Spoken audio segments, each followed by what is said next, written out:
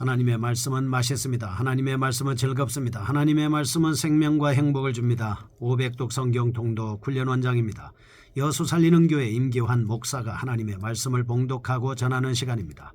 함께 하시면 기적이 일어납니다. 알람을 설정하시고 들으시면 좋겠습니다. 본 방송은 카카오톡에서 앱 열기로 들으시고 유튜브에서 성경 통독 임기환 검색하시고 구독하시면 매일 업데이트되는 하나님의 말씀을 통해서 은혜 받으실 수 있습니다. 오늘은 역대하 21장을 봉독하고 말씀을 전하겠습니다. 역대하 21장. 여호사밧이 그의 조상들과 함께 누우매 그의 조상들과 함께 다윗성에 장사되고 그의 아들 여호람이 대신하여 왕이 되니라. 여호사밧의 아들 여호람의 아우들 아사랴와 여히엘과 스가랴와 아사랴와 미가엘과 스바다는 다 유다왕 여호사밧의 아들들이라. 그의 아버지가 그들에게는 은금과 보물과 유다 견고한 성읍들을 선물로 후히 주었고 여호람은 장자이므로 왕위를 주었더니 여호람이 그의 아버지의 왕국을 다스리게 되어 세력을 얻은 후에 그의 모든 아우들과 이스라엘 방백들 중 몇 사람을 칼로 죽였더라. 여호람이 왕위에 오를 때에 나이가 32세라. 예루살렘에서 8년 동안 다스리니라. 그가 이스라엘 왕들의 길로 행하여 아합의 집과 같이 하였으니 이는 아합의 딸이 그의 아내가 되었습니다. 그가 여호와 보시기에 악을 행하였으나 여호와께서 다윗의 집을 멸하기를 즐겨하지 아니하셨음은 이전에 다윗과 더불어 언약을 세우시고 또 다윗과 그의 자손에게 항상 등불을 주겠다고 말씀하셨음이더라. 여호람 때에 에돔이 배반하여 유다의 지배 하에서 벗어나 자기 위에 왕을 세우므로 여호람이 지휘관들과 모든 병거를 거느리고 출정하였더니 밤에 일어나서 자기를 애워싼 에돔 사람과 그 병거의 지휘관들을 쳤더라. 이와 같이 에돔이 배반하여 유다의 지배 하에서 벗어났더니 오늘까지 그러하였으며 그때 림나도 배반하여 여호람의 지배 하에서 벗어났으니 이는 그가 그의 조상들의 하나님 여호와를 버렸음이더라. 여호람이 또 유다 여러 산에 산당을 세워 예루살렘 주민으로 음행하게 하고 또 유다를 미혹하게 하였으므로 선지자 엘리야가 여호람에게 글을 보내어 이르되 왕의 조상 다윗의 하나님 여호와께서 이같이 말씀하시기를 네가 내 아비 여호사밧의 길과 유다 왕 아사의 길로 행하지 아니하고 오직 이스라엘 왕들의 길로 행하여 유다와 예루살렘 주민들이 음행하게 하기를 아합의 집이 음행하듯 하며 또 내 아비 집에서 너보다 착한 아우들을 죽였으니 여호와가 내 백성과 내 자녀들과 내 아내들과 내 모든 재물을 큰 재앙으로 치시리라. 너는 창자에 중병이 들고 그 병이 날로 중하여 창자가 빠져나오리라 하셨다 하였더라. 여호와께서 블레셋 사람들과 구스에서 가까운 아라비아 사람들의 마음을 격동시키사 여호람을 치게 하셨으므로 그들이 올라와서 유다를 침략하여 왕궁의 모든 재물과 그의 아들들과 아내들을 탈취하였으므로 막내 아들 여호아스 외에는 한 아들도 남지 아니하였더라. 이 모든 일 후에 여호와께서 여호람을 치사 능히 고치지 못할 병이 그 창자에 들게 하셨으므로 여러 날 후 2년 만에 그의 창자가 그 병으로 말미암아 빠져나오매 그가 그 심한 병으로 죽으니 백성이 그들의 조상들에게 분향하던 것 같이 그에게 분향하지 아니하였으며 여호람이 32세에 즉위하고 예루살렘에서 8년 동안 다스리다가 아끼는 자 없이 세상을 떠났으며 무리가 그를 다윗성에 장사하였으나 열왕의 묘실에는 두지 아니하였더라. 아멘. 역대하 21장입니다. 여호사밧의 아들 여호람의 악한 정치하는 모습을 볼 수 있겠습니다. 10장에서 12장은 르호보암에 대한 말씀이었습니다. 13장은 아비야에 대한 말씀, 14장에서 16장은 아사 왕의 통치였습니다. 17장에서 20장은 여호사밧 왕의 통치에 대한 기록을 우리가 살펴보았습니다. 오늘 본문에서 여호람은 32세에 즉위합니다. 8년을 치리하게 됩니다. 그는 21장 1절에서 7절 여호람이 행한 정치적인 악행하는 모습을 볼 수 있게 됩니다. 8절에서 10절 그에 대한 하나님의 정치적인 징계의 모습입니다. 11절에서 15절 말씀 엘리야를 통한 하나님의 경고의 말씀이 주어지고 있습니다. 16절에서 17절은 그에 대한 군사적인 징계입니다. 18절에서 20절은 예언의 성취라는 말씀을 과정을 통해서 우리가 살펴볼 수 있습니다. 우리는 유다 말기에 혼란과 타락의 소용돌이에 빠지게 된 몇 가지 원인을 여기서도 발견할 수 있습니다.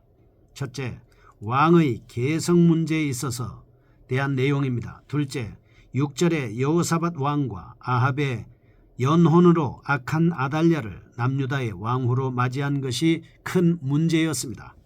셋째, 4절은 여호람이 과도한 정책으로 형제들을 살해한 것도 큰 문제입니다.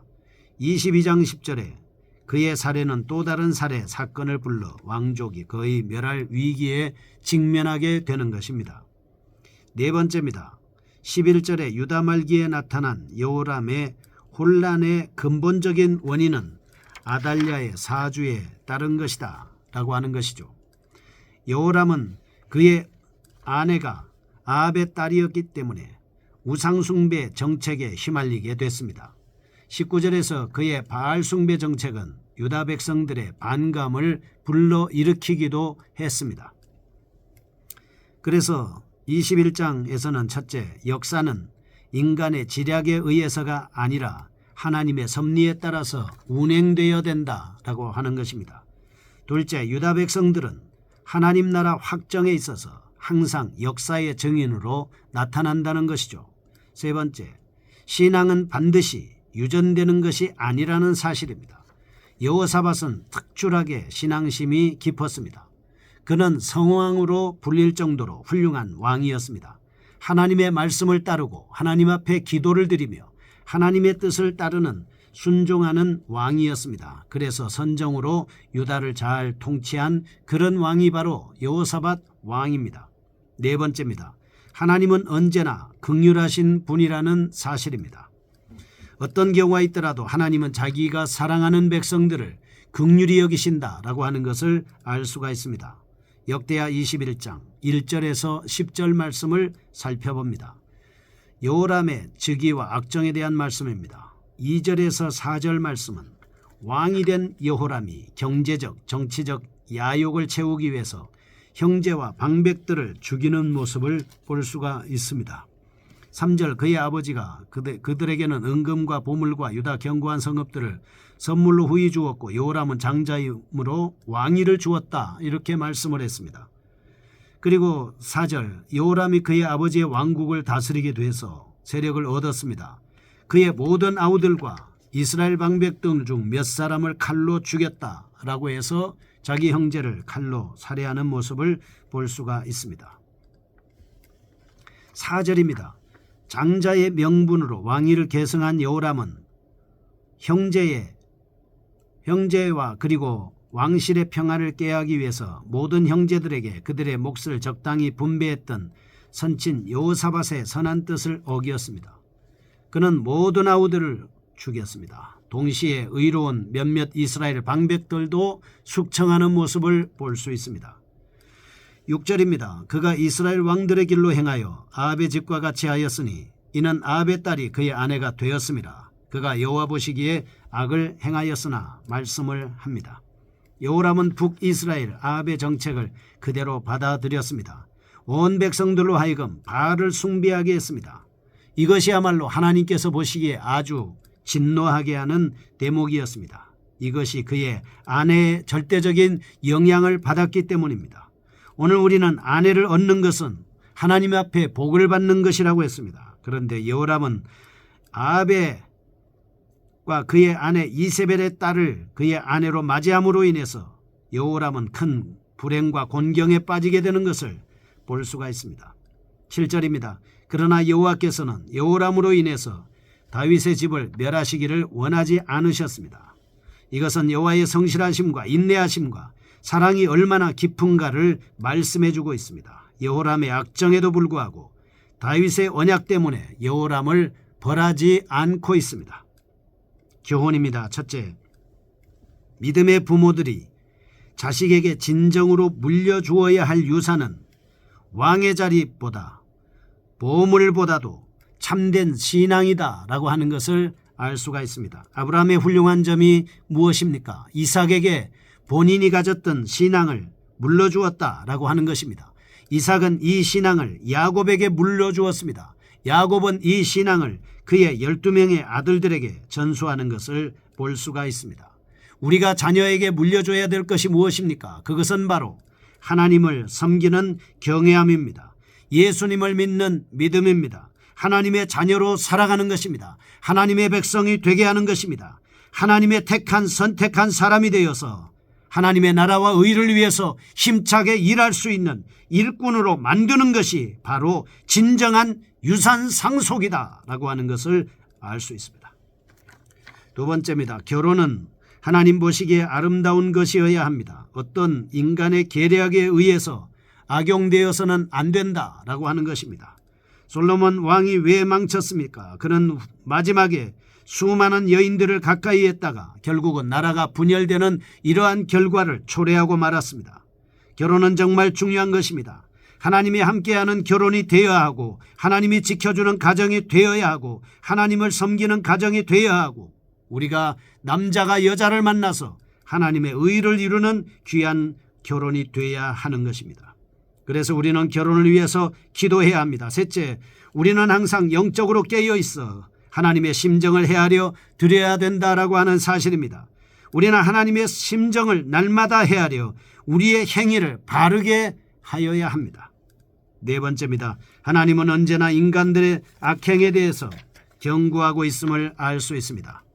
둘째, 11절에서 20절입니다. 여호람의 계속된 행악과 비참한 종말의 모습을 우리는 살펴봅니다. 11절, 에돔과 림나가 배반을 했습니다. 하나님의 징계를 받았음에도 불구하고 계속해서 산당을 세워 예루살렘 거민들로 하여금 음란하게 우상을 숭배하고 있습니다.